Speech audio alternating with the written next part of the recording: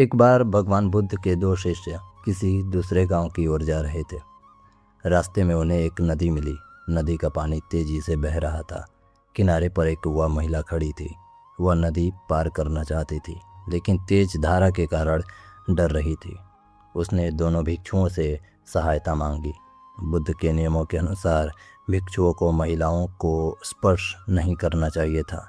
पहला भिक्षु तुरंत पीछे हट गया और बोला, हम ऐसा नहीं कर सकते। लेकिन दूसरे भिक्षु ने कुछ नहीं कहा।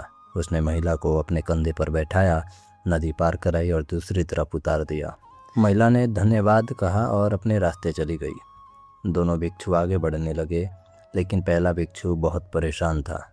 1 घंटा बीता, 2 घंटे बीते, 3 घंटे बीते।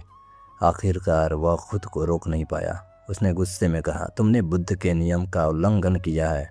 एक भिक्षु होकर तुमने महिला को छुआ और उसे कंधे पर बैठाया।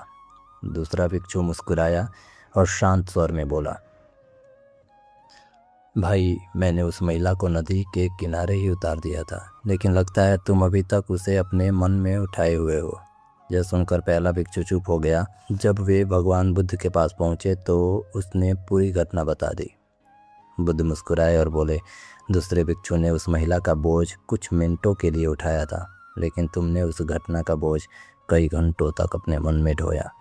फिर बुद्ध ने कहा, जीवन में दुख का कारण घटनाएं नहीं होती, बल्कि उन घटनाओं को पकड़े रखना होता है।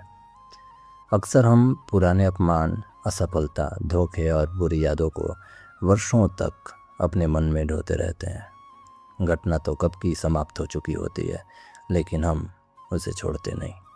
जो बीत गया उसे छोड़ देना ही सच्ची स्वतंत्रता है। नमो बुद्धाय।